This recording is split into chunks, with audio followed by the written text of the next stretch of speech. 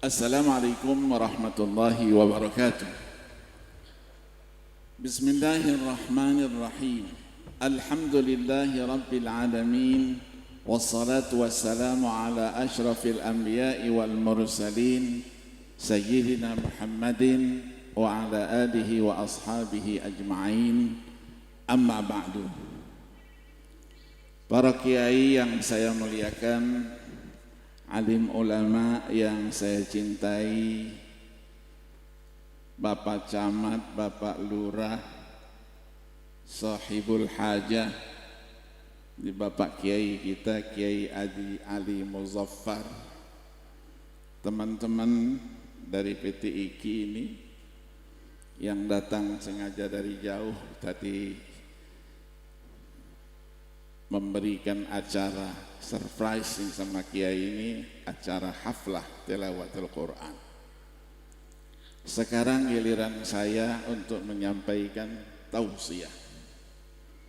Tausiah sekitar Al-Quran.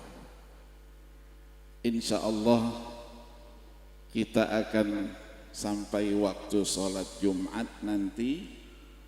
Habis sholat Jumat kembali lagi ke sini, kita teruskan sampai waktu sholat asar.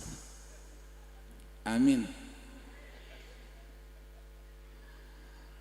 Amin, tapi banyak yang tidak ikhlas semua.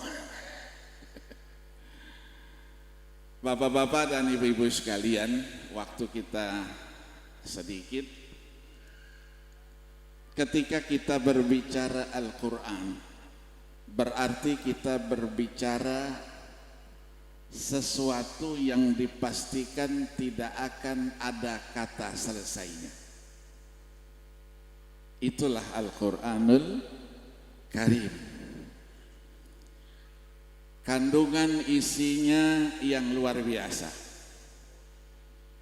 Diungkap oleh seorang ulama besar Al-Azhar, Syekh Abdullah Darras, dalam karyanya An-Naba'ul Azim. Beliau katakan Al-Quran itu mu'jizatun khalidah wa ata'uhu mutajaddidun. Al-Quran sebagai mu'jizat yang kekal dan abadi ila yaumil qiyamah, tapi penyajiannya tetap aktual.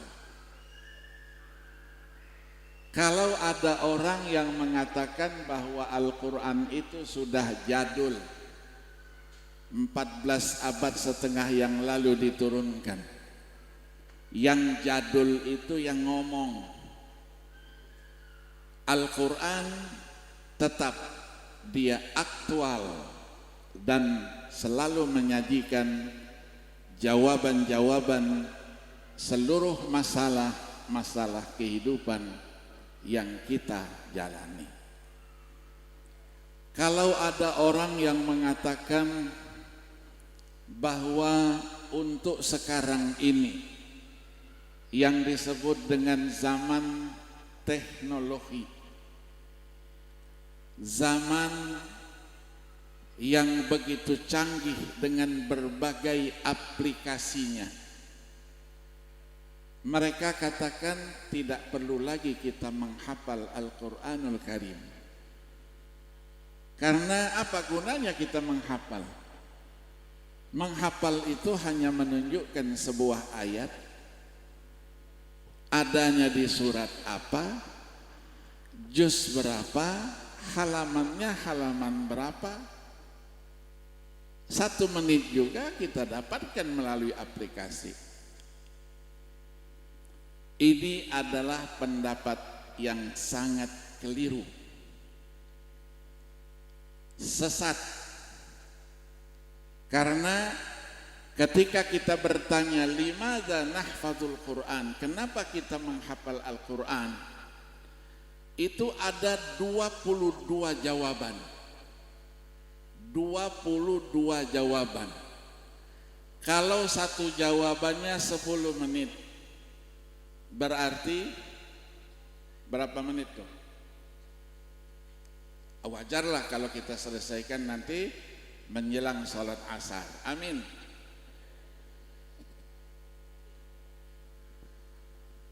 menghafal Al-Quran itu adalah sunnahnya Nabi.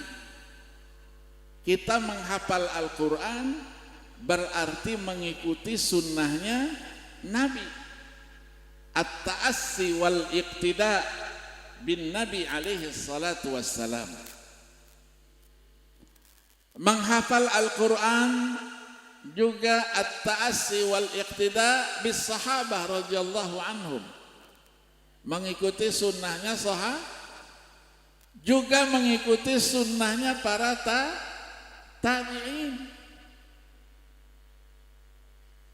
Jadi tidak ada kata sia-sia itu. Tidak ada kata sia-sia orang yang menghafal Al-Quranul Karim. Orang yang menghafalkan Al-Quranul Karim, hifdzul Quran, tidak dibatasi oleh umur. Semua dari anak kecil sampai remaja, sampai tua bangka, sampai sudah mau meninggal dunia juga bisa menghafal Al-Quranul Karim. Maka dari itu dikatakan oleh ulama, hifdzul Quran muyassarun linnasi kullihim. Sampai yang idiot pun, idiot yang ada kekurangannya itu bisa hafal Al-Quran 30 juz, bukan juz 30. Beda 30 juz dengan juz 30. Semua mendapatkan kesempatan itu. Orang yang hafal Quran juga, hifdzul Quran, katanya la ya'riful fashal, tidak ada yang gagal. Keinginan untuk menghafalkan Al-Quran selalu mendapatkan bimbingan, hidayah, petunjuknya dari Allah Subhanahu. Kenapa? Karena yang dihafal adalah kalamullah, firmannya Allah Subhanahu wa ta'ala. Maka orang yang suka membaca Al-Quran, apalagi penghafal Al-Quran, itu adalah sosok-sosok manusia yang setiap saat berkomunikasi dengan penciptanya Allah Subhanahu wa ta'ala. Maka Nabi katakan, man arada ayyatakallama ma'allah falyaqra'il Qur'an. Siapa yang mau berkomunikasi dengan Allah, maka bacalah Al-Quran. Berarti ketika kita bisa membaca, kita bisa menghafal, mendapatkan posisi yang sangat terhormat di sisi Allah Subhanahu wa ta'ala. Yang bisa membacanya saja dengan baik, nanti dijamin akan bersama para malaikat-malaikat yang terhormat. Al-mahiru bil Quran ma'as safaratil kiramil bararah. Kalau sudah bersama malaikat, kira-kira posisinya di mana? Posisinya pasti di surga. Orang yang menghafal Al-Quran 30 juz dia hafalkan pagi, sore, siang, malam. Sekarang tidak perlu lama-lama, 2 tahun, 3 tahun, tidak perlu. Cukup dengan bulan saja, dengan hari saja. Berbagai metode cepat baca, hafal Al-Quran itu sudah diterbitkan, dijadikan karya dari putra-putra terbaik bangsa ini. Maka selalu saya katakan, yang mengaku dirinya sebagai seorang muslim, seorang muslimah, tidak ada alasan untuk tidak bisa membaca Al-Quran. Syukur-syukur bisa menghafal Al-Quranul Karim. Ya, seperti tadi kita saksikan wisuda penghafal Al-Quran. Luar biasa.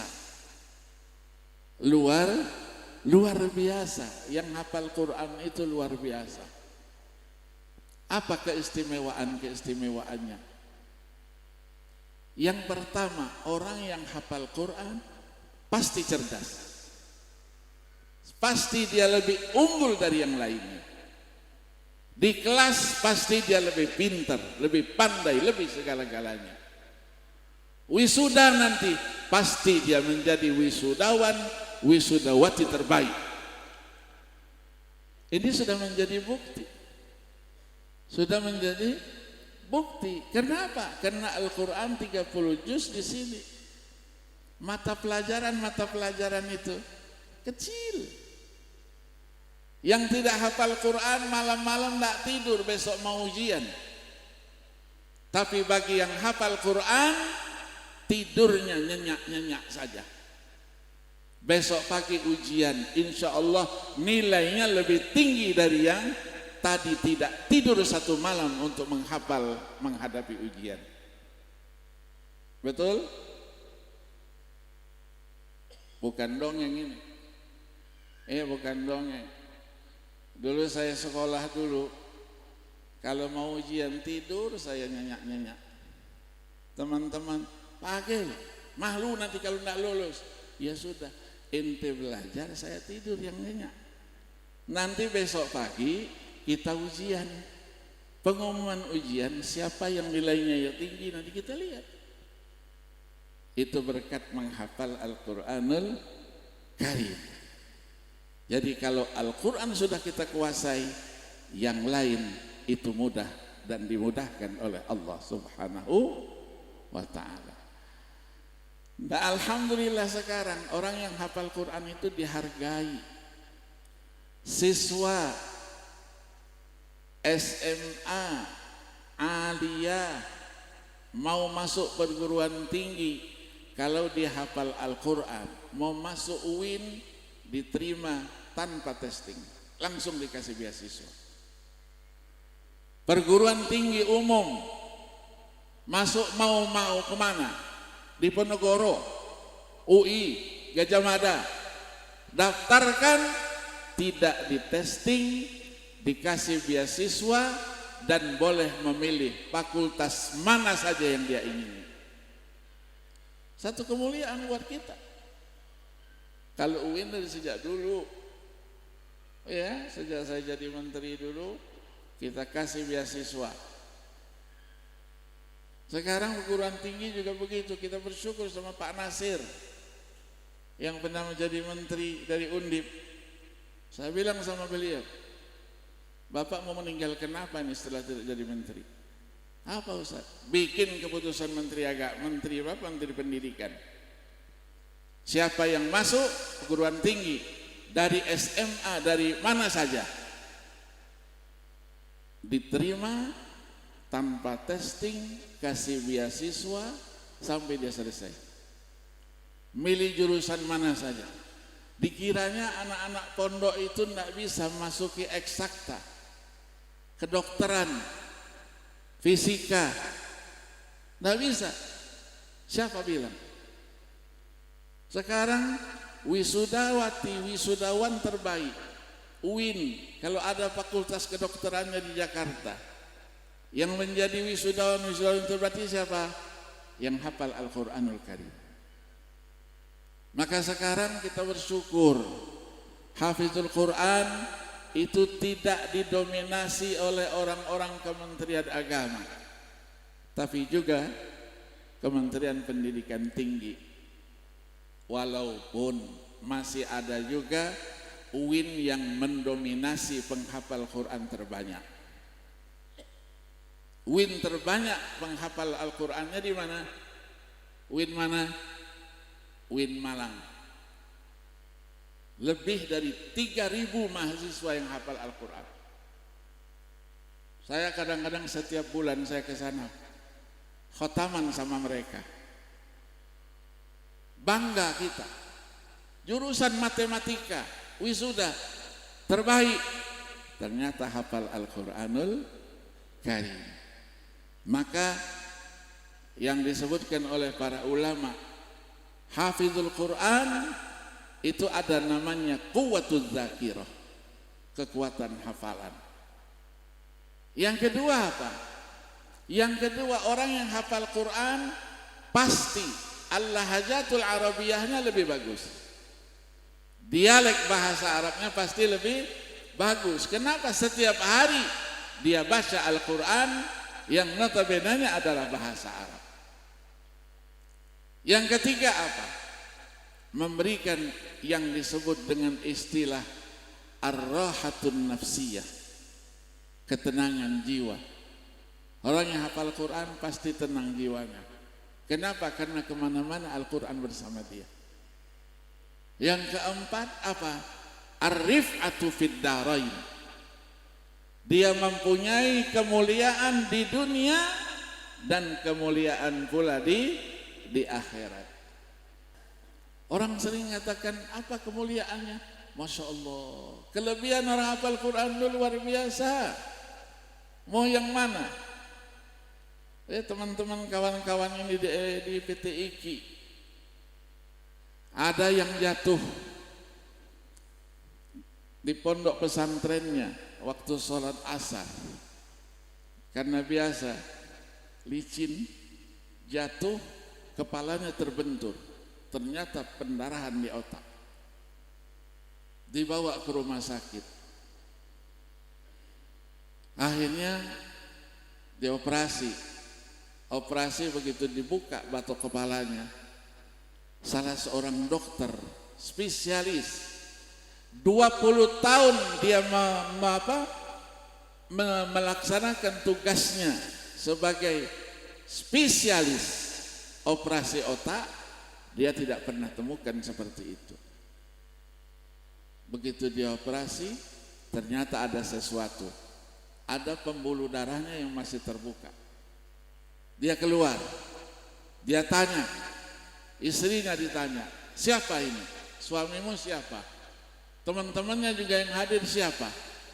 Mereka jawab, iya guru ngaji. Tidak, saya tidak percaya.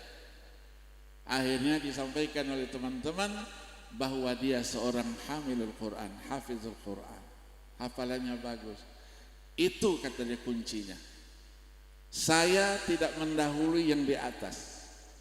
Saya akan lanjutkan operasi bersama teman-teman. Insya Allah beliau mendapatkan kehidupan.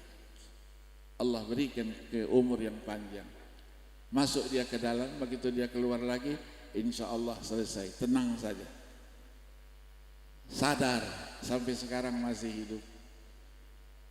Itulah saudara Miftahuddin. Miftahuddin. Orangnya masih hidup sekarang, ya, hafalannya masya Allah, ya, sama-sama saja dengan di Masjid MRBJ, Masjid Raya Bintaro Jaya itu. Siapa lagi? Ada yang mengatakan kalau ada cerita orang yang meninggal jasadnya tidak rusak sampai hari kiamat, itu dongeng. Bukan dongeng, itu sabdanya Nabi. Nabi yang mengucapkan itu. Idza mata hamilul Quran auhallahu ilal ardi alla ta'kuli lahmahu. Kalau ada yang hafal Quran meninggal dunia, Allah terus perintahkan kepada tanah, jangan kamu makan dagingnya.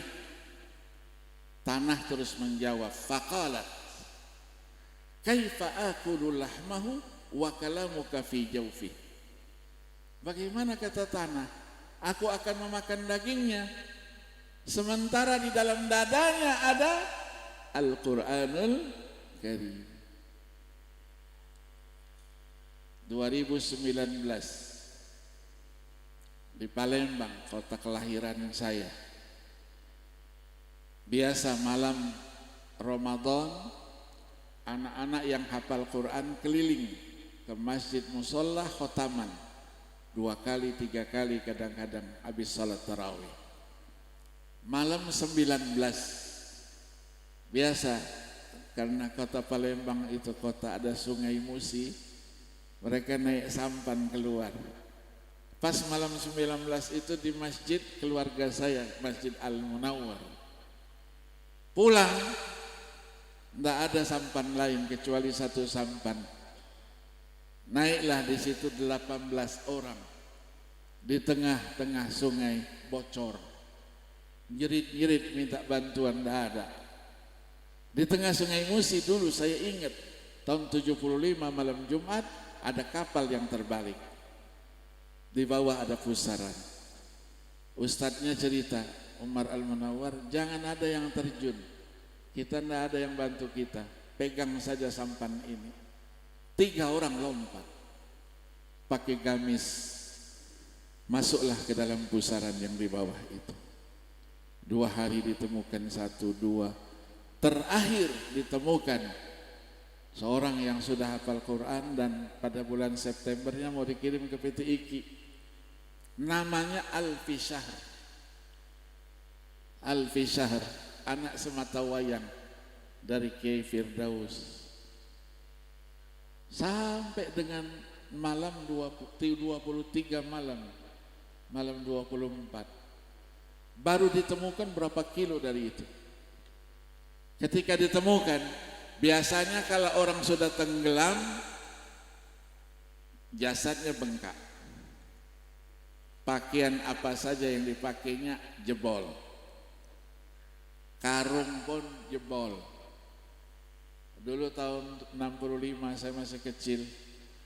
Itu PKI dulu di Palembang dilemparkan di Sungai Musi itu. Kasih bata masuk ke dalam karung. Seminggu kemudian muncul di sana, sudah tidak ada busananya lagi. Bengkak dia, kembung. Ini tidak ada bengkaknya sedikit pun. Ditemukan bajunya, gamisnya masih utuh. Al-Quran yang biasa dipegangnya, Quran kecil di tangan kanannya, masih dipegangnya dan diletakkan di dadanya sebelah kiri. Allah berikan jaminan tidak akan rusak jasad orang yang hafal Al-Quran ketika dia meninggal dunia. Dulu banyak disebutkan di mana, di Mekah itu banyak yang hafal Quran. Ya, ketika saya sekolah dulu ada namanya Syekh Sirat Garut. Sirat Garut ini hafal Quran. Meninggal sudah puluhan tahun. Anaknya Abdurrahman Garut. Ketika dia sakit-sakit dia pesan wasiat. Jadi kalau saya meninggal diletakkan di atas kuburan ayah saya. Kuburan di Mekah kan tidak diuruk, dimasukkan begitu saja, tutup, naik lagi tutup, 3 lantai. Begitu meninggal dimakamkan, si ayah masih utuh di bawah. Kafannya pun tidak dimakan oleh binatang-binatang tanah. Itulah kelebihan orang yang menghafal Al-Quranul Karim. Maka orang yang menghafal Al-Quran diberikan oleh Allah kemuliaan.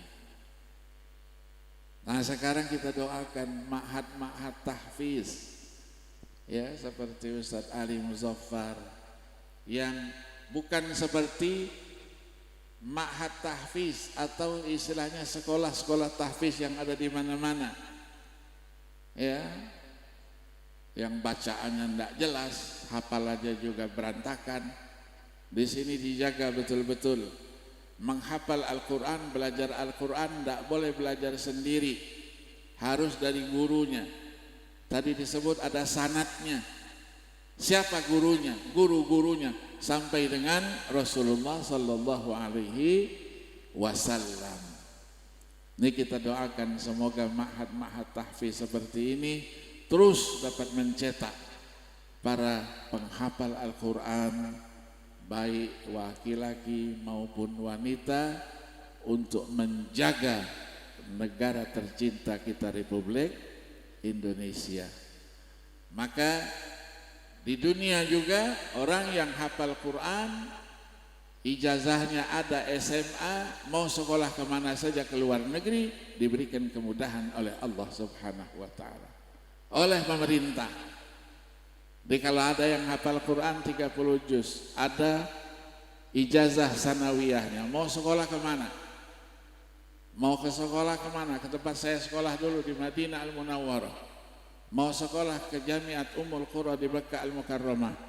Saya siap mengasih rekomendasi.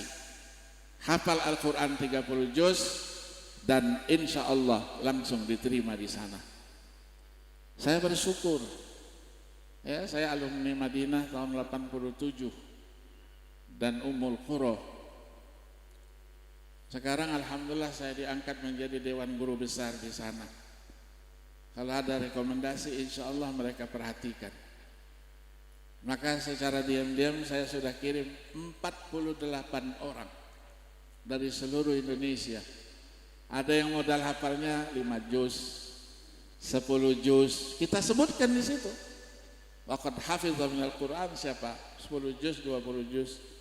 Nanti di testing, nah testing itu urusan pribadi. Sendiri-sendiri, testingnya online. Ada tim khusus nanti. Insya Allah kita selalu mendapatkan kemudahan. Ini berkat orang yang hafal Al-Quranul Karim. Ya, saya tunggu. Anak-anak Jepara saya tunggu. Yang hafal Quran 30 juz, ada ijazah SMA-nya. Saya kasih rekomendasinya. Kirim. Tidak usah datang ke Jakarta. Kirim WA saja ijazahnya, ijazah hafalannya, kirimkan. Insya Allah kita berusaha untuk itu dalam rangka mencetak sebanyak-banyaknya para penghafal Al-Quranul Karim.